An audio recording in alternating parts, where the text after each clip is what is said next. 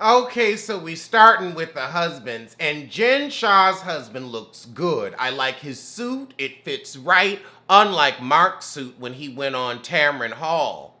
Looking like he came in town on the egg money, that ill-fitting mess, wrinkled mess. This was ironed and brought with care. He's a handsome man. I'm glad that Lisa put some self-tanner on that ugly husband of hers. He looks less dead. Now we got Robert Sr. I want to know how he feels about knowing, because he passed the paper bag test, that's why Mary went on and married him. I want to know how he feels about that. And, oh God, he too old to travel because of the vibe. I'm surprised Mary didn't bring him to get rid of him. Lisa, you did not throw nobody's Rolex out the window. I ain't gonna talk about nobody's religion, but the way they talk about getting kicked out, I feel for them. I don't understand it, but I can tell they truly hurt. Oh, ha ha! He said it'd be a little easier if we could get a tithe rebate. You gonna kick me out, kick back some of that money. Because I know they've given a cute coin. All right, now let's get to the grand husband. Oh, he's giving us the crotchety old man from Up. The grandfather stuff was stupid. No, it's not, because you were her grandfather. Step, but grandpapa nonetheless. You were bouncing her on your knee, now you bouncing her on your crotch. I'm sorry, that is not normal. The grandfather stuff was stupid. Yeah, it's stupid because you did it. Stupid because you caught. Stupid because now you're embarrassed in front of all America. It was stupid. You were her grandfather. How you gonna say that was stupid? You were married to that woman for how many years? How was that stupid? You were the step-grandfather, and then you said on camera, my wife told me to marry one of her girls. I mean, what in the color purple? What in the he died on top of me? What in the you and me must never part? Girl, boom.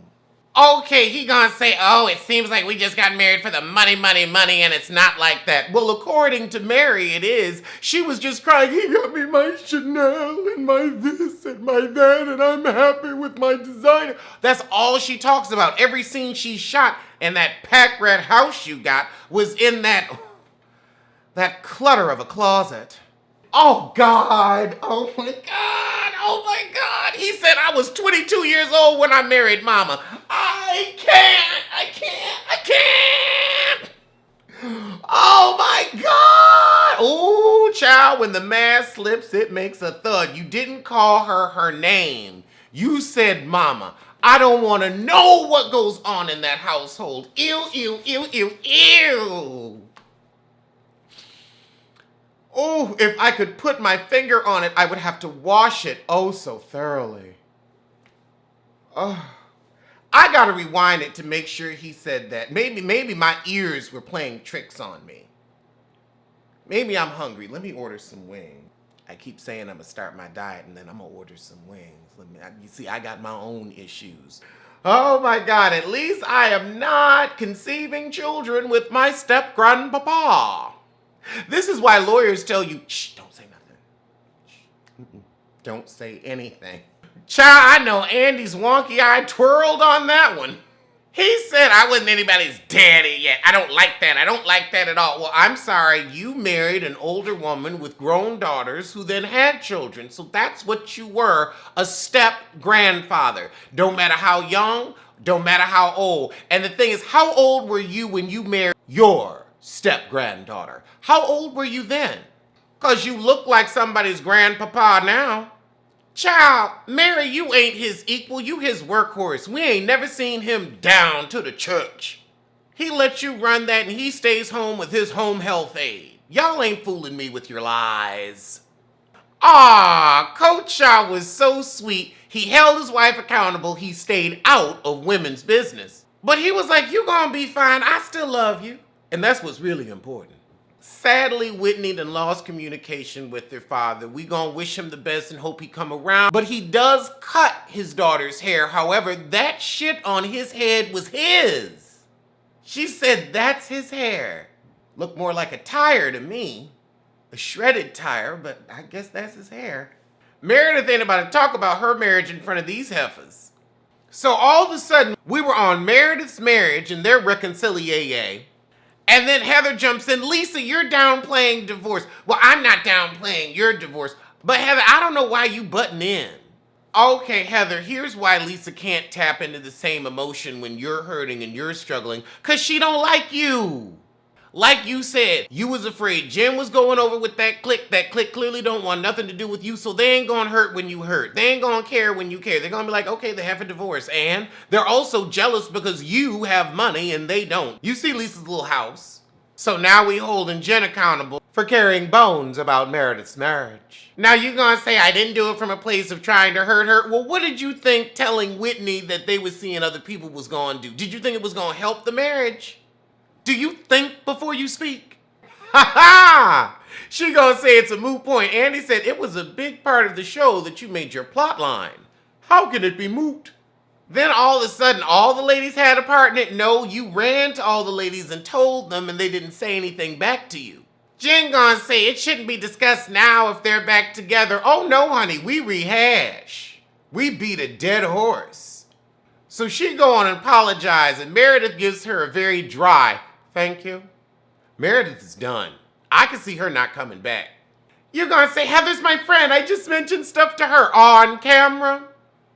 You just should apologize and stop trying to say you wasn't trying to hurt nobody. Just apologize and say you was stupid. Because you are. But this, I wasn't trying to hurt. It's just, well, how are you trying to help? So now the husband's going. They didn't even need to bring them. They didn't add nothing. Well, Robert Sr. showed us he was a confused coot, but other than that. So now we're going to talk about the Vegas trip. Everybody thinks that Jen preaches loyalty, but doesn't show it back.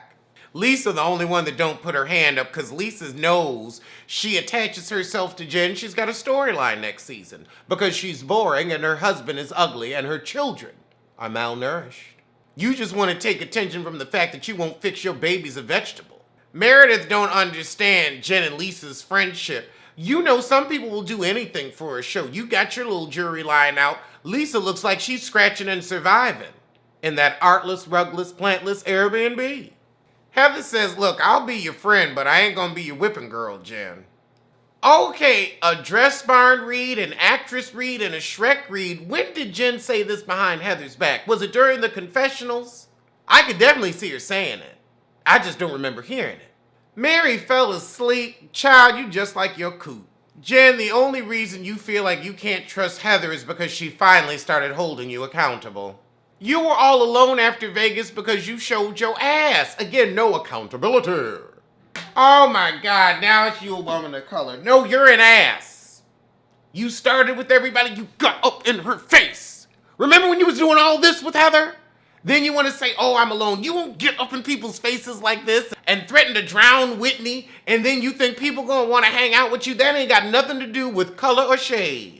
Oh my goodness, she got PTSD from that accountability. Nobody was even going in on you that hard. Nobody called you a piece of shit. They just said they don't trust you and you can't look at your own outburst.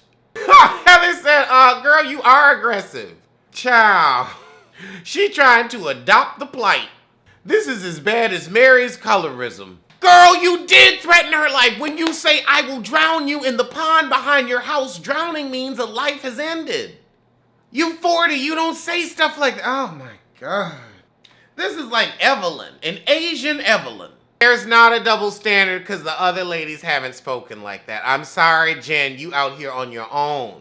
Oh God, now they gonna say Heather and Whitney is racist. Now Mary gonna say, well, I do think that Mary and Whitney give off that they better than women of color. I don't get that from them. I honestly don't get that from any of them. I might be wrong. If y'all saw something, let me know. But I never saw anything. They was trying to hang out with you, Mary. You didn't want to go to the Vegas trip. You didn't want to hang out with Jen no more. Heather was upset that Jen wasn't her friend no more. If you saw something, let me know. Maybe I missed it because, you know, I be playing Best Fiends while I'm listening to this crap. So maybe I missed something. But that's a tall charge to put on them. Heather said, look, I get it. I know white privilege exists, but you my girl. And Heather acted like that all season. Heather, like, They came on as friends and we just saw Jen disrespect the friendship. I didn't see anything. I didn't see any racism. I didn't see any difference. I didn't see any she values other white women more than you. I didn't see anybody trying to get y'all out the group. They were trying to get y'all to be friends so everybody could hang out. Don't run that storyline if that ain't what it is. So now Jen gonna storm off. It is painful and you do not know. The women are all like, yes, we understand we don't know, but that's not what's going on here. Y'all was right. This is a good episode. I could see it if the other women were like, oh, I'll fight her, I'll beat her ass, and Jen was the only one that they were singling out. No, everybody was like, she said what? Like, this is the first season. Like, they pretty calm. Laura, so now she gotta get her husband for a little pep talk. And I need a little Pepto-Bismol for this shit. Oh my God, now she's sobbing uncontrollably. Girl. Oh, I'm gonna need them to replace you. I can't. You are not ready for this show. I can't. This is another Siggy Flicker. Jen, you don't understand how painful it is for us to have to watch this crap. I'm ready for the sissies from DC after this. Jen, nobody's accused you of anything you didn't do. You gaslighting yourself. I've never seen that before. Oh. Jen, did you call Shitty O'Nostril or Evelyn Hosada to get this plotline going? So the heifer come back out. Our fucks, however, are in the dressing room. I can see you losing your husband over this show. Cause you gonna bring Camera Jen home to him and it ain't gonna work. The movement, you ain't got nothing to do with the movement. Oh, Lord. I can't stand these black by penetrations. Okay, what have these heifers learned from watching themselves on the show? I hope it's that they need more vitamin D. Cause they pasty. Meredith low-key went off on the heifers. She said, I treated everybody with kindness and respect and I did not get the same back. Finally got a decent apology out of Jen. The question was, what did you learn? But she said, I ain't said nothing in a minute. Let me read these heifers on the sign off. And so we end the episode with some meatballs on a stick. Okay, that was a cute season, but enough out of y'all. All right, I guess let's go to Jersey. It's a Housewives American tour from coast. Well, Salt Lake City don't have a coast. Coast to Dune. They got sand dunes out there.